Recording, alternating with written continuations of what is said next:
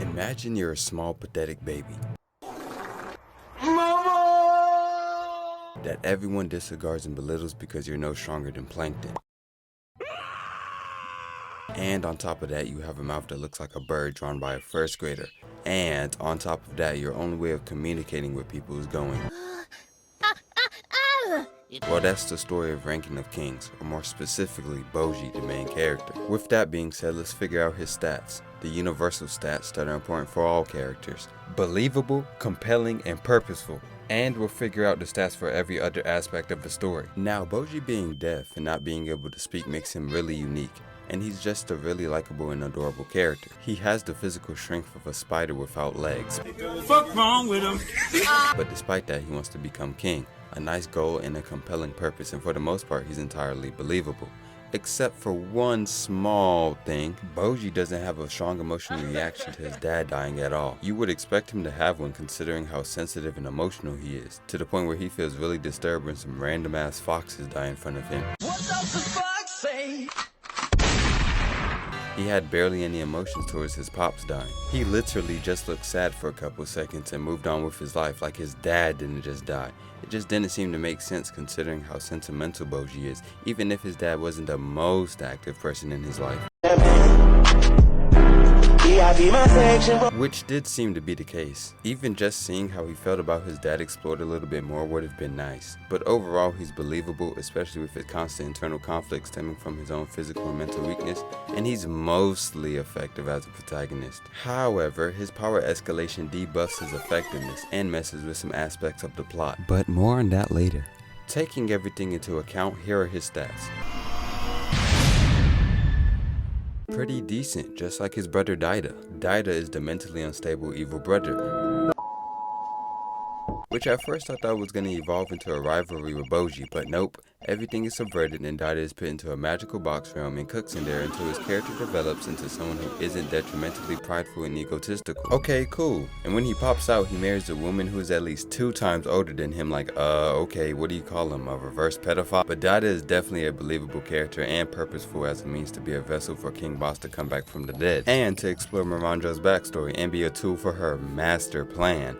Also, speaking of Miranjo, the entire time I was watching, I wanted to see what her face looked like under the mask so damn bad. So I'm gonna make my own Miranjo face reveal. That's mine! What are you? But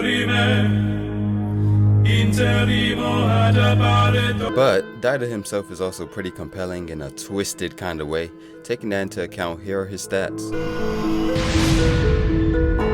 Not bad, unlike his mom who is bad, in the good way, like Rule 34 on Twitter of her popping up type of bad.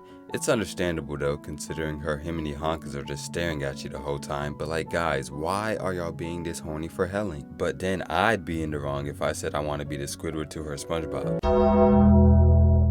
God damn it. Helling the hot-headed healer is a perfectly fine character. She's a subversion of the evil stepmom trope, and it's sublime to say the least. Turns out her being mean and brash is simply her personality, and she was so harsh towards Bojji because she cared about him and recognized that he needed to be protected. And that right there is supremely delicious writing. However, Helling has one little problem. It's how she doesn't have an emotional reaction to her husband, the father of her child, dying. Like sure, she was shocked when she first realized he was revived and in Daida's body, but we only get to see a weak reaction from the time period between his initial death and when she realized he was back in Daida's body.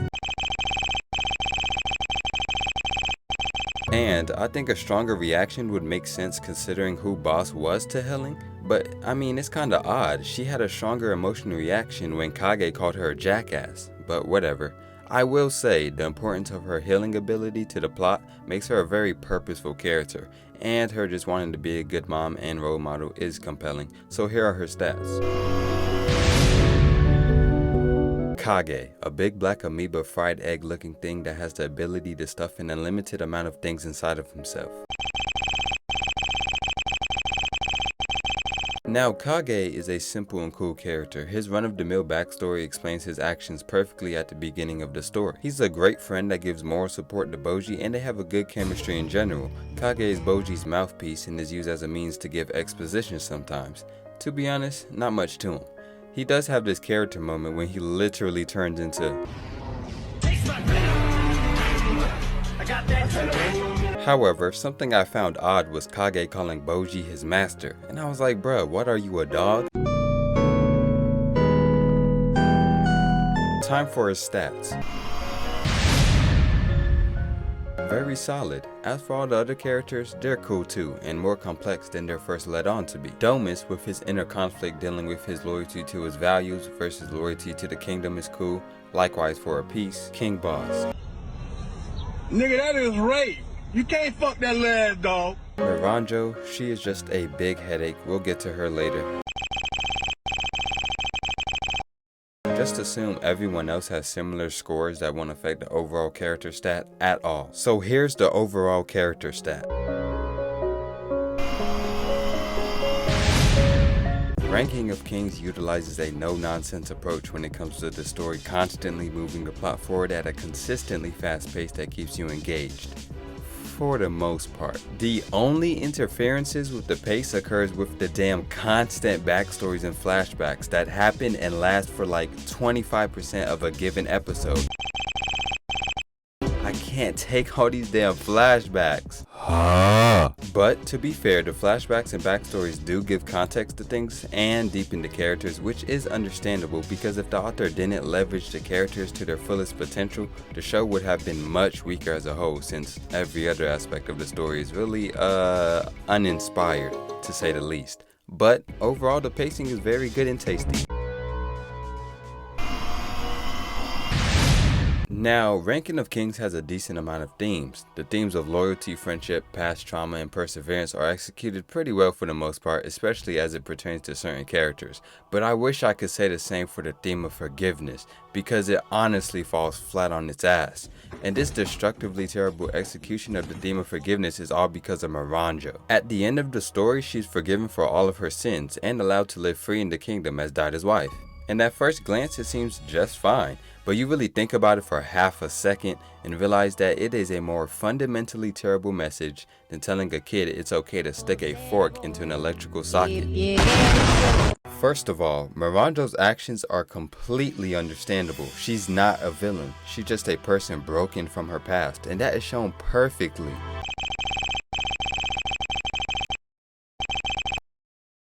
But just because her actions are understandable does not make them excusable in the slightest.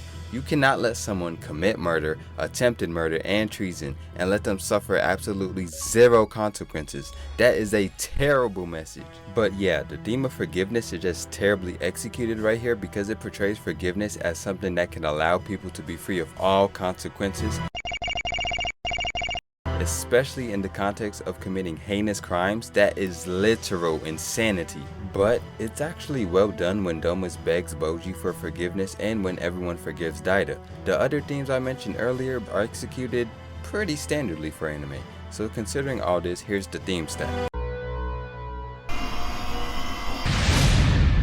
Pretty consistent with the other scores, because to be honest, there aren't a lot of things that debuff the consistency stat. The first inconsistency is when the magic mirror states Boji is the strongest person in the world, which was just flat out incorrect since Oken literally exists, and it's never explained what they meant by strongest, so I'm just gonna count it as an inconsistency. Secondly, somehow Despa knew about the demon before he was given Miranjo's memories, even though the only people that knew about the demon were King Boss and Miranjo. Now, I've decided to portray the consistency stat with a health bar, since I believe a healthy story is a consistent one. Ranking of Kings plot is more bland and Cheerio seasoned with fucking cardboard at times. The plot is simple and concise, but it has a couple of glaring issues. First, it's terribly predictable. Now, predictability in itself isn't inherently bad. All stories have a degree of predictability to them. And I know predictability is subjective, but I just can't remove my own experience from this section of the analysis. So forgive me for that. I literally cannot conceive certain aspects of this plot not being easily predicted. Now, the problem with predictability is when a story is predictable to the point where it nullifies or lessens the tension and emotionality from the narrative. And removing emotional experiences from a story is a bigger problem than Adolf Hitler x Femboy George Floyd videos existing. For example, when all of the big four and Kage were slowly dying because of Oken, the viewer would have a feeling of dread and worry attached to it because they're wondering, will they survive? But when you have a predictable plot, there are no anxious feelings or questions of the character's fate. You're simply waiting for the characters to eventually be brought back to life. Of course, this takes into account suspension of disbelief, which is suppressed when critically analyzing something, but it's still the reality of the story at times. Another example is when Kage supposedly abandons Boji after telling him this. I'm on your side, alright? No matter what happens. The viewer would naturally feel bad for Boji since he was lied to, or feel disdain towards Kage, but of course that wasn't really what happened. Or when a piece was supposedly killed by the underworld criminals, you know he wasn't really dead. Or anything having to do with the order of the underworld, I knew wasn't going to go their way, and they were just doing pretty much nothing. I could give more examples, but I think I've given enough. And speaking of death, the author of Ranking the Kings loves to constantly use death fakeouts, which is odd because it inadvertently establishes death as something that you shouldn't be worried is an actual threat to be taken seriously, but instead be used to make "no, we tricked you, gotcha" moments. And by the time you get into the final battle, the stakes of their lives being at risk feels non-existent. And this point is made even stronger since no one actually dies. Even though the stakes of a character's life being lost is constantly utilized, no one dies. And it's odd because why even utilize that exact stake so much? Maybe it's for the subversion of expectations, but that's not an objective aspect of a story. But when looking back at the story, you see that objectively, the stakes of losing life was never actually there. And I'm not saying a character has to die every time, but utilizing this stake that's used constantly in a story like Ranking of Kings, even if it's only rarely, is important, especially for the type of external conflict that Ranking of Kings has, being life or death combat scenarios. Not even the characters that should have died never die, but that issue is connected to a little plot contrivance, so more on that a little bit later. Alright, so quick break from all the negativity. Look how cute these little puppies are. Aww, look at them gently being rocked, how adorable. Keep in mind right now I'm only talking about tension, which is important in a series with so much external conflict, and not how these scenes accomplish other things, like giving insight into the side characters. Remember, this is not a hate video, and I still acknowledge that the writing in this show is pretty solid for the most part. Also, just because I'm pointing out the flaws about a piece of fiction does not mean I'm attacking you as a person, okay? However, what is a nonsensical showcase of meaningless consequences is when Dorsha loses an eye and fights exactly the same as he did beforehand. He literally just lost an entire eye.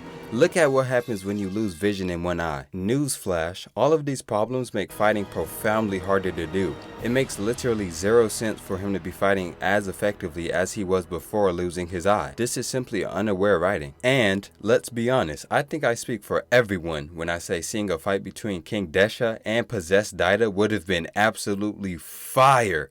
But Boji's janky ass power escalation ruined the opportunity. But damn, that could have been amazing. So now let's talk about how Miranjo causes one major issue within the plot, because there's a singular, seemingly unimportant scene that is terribly inconsistent with her character and makes her seem like an incompetent antagonist. What scene, you may ask? When Miranjo tries to assassinate Dorsha for the first time. She fails because her Ringjong Bing Bong ass creatures got destroyed, and from the shock she even says herself, "But how? What is it?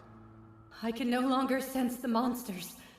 The assassination has failed." and I was like, oh, she's really shocked. I guess she's gonna go act on her question and figure out what happened exactly. Nope, she just doesn't do it, and nothing is stopping her from doing it. That makes as much sense as this being made by a mentally healthy person. And you might be looking at me right now like, okay, what's your point? And my point here is that this is simply inadequate writing. And wait, let me explain, because I've truly tried to justify Miranjo not acting on her confusion and simply figuring out what happened. And this issue by itself isn't that big of a deal, until you realize this baffling inaction from Miranjo had extreme implications on the plot. Why doesn't she take the logical step of figuring out what happened? After all, it's simply human nature to want to know why something you did failed, right? Especially if you have no idea how. So why doesn't Miranjo do just that? Is Miranjo just not a quick thinker and simply didn't think of it in a timely manner?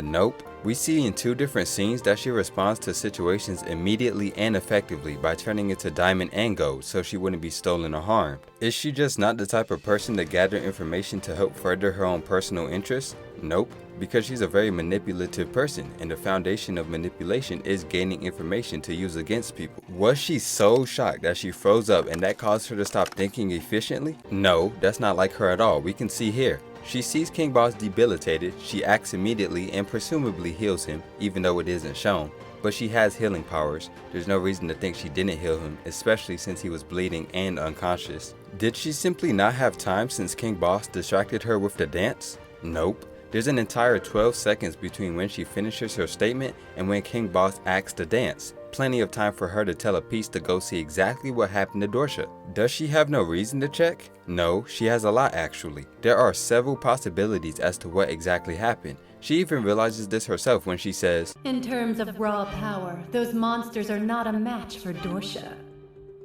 But if he should remove his armor, their claws and fangs will make short work of him. Dorsha will fail to protect Hilly. So why wouldn't she check, especially considering there are possibilities that could let her take over the kingdom faster? Now, I am not above criticism, so if you have something you want to point out, something I'm missing, please do, but as of now, this is a plot contrivance. Now, how do you fix this odd situation? Well, first, have Miranjo during these 12 seconds command a piece to go see what happened, and just after he leaves, King Boss asks to dance with Miranjo, and they do the dance while a piece sees what happened with Dorsha. Their dance ends and King Boss catches the mannequin when Miranjo runs out of energy and places it in the throne, which is so perfect considering he's already sitting on the stairs in the scene. And this accomplishes 2 main things. It conveys the strength of the bond Boss and Miranjo have to a great degree, with Boss showing how important Miranjo is to him by putting her in the throne, which would be a simply beautiful sentiment and makes their dance more intimate since a piece isn't there just awkwardly standing waiting for Miranjo to give out. Secondly, it fixes Miranjo's unrealistic reaction to her failing the assassination attempt, which of course would lead to Dorsha and Helling dying.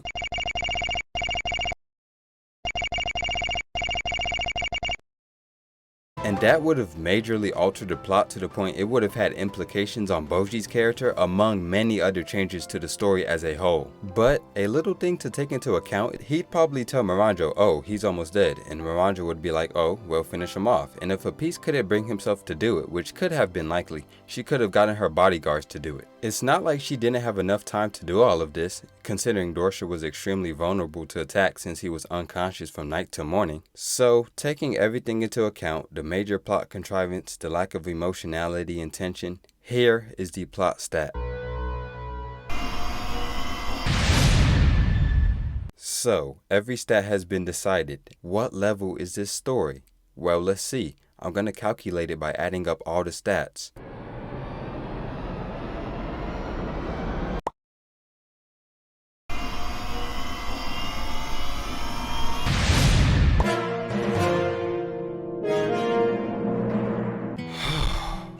Yeah, pretty fair. Personally, I didn't enjoy the story at all. The best way I can describe my experience with Ranking of Kings is drinking water when you're not thirsty. It's just extremely bland and forgettable, and personally had no interesting characters to me. But Ranking of Kings is undoubtedly well written for the most part, even though for me personally, it's mind-numbingly mediocre.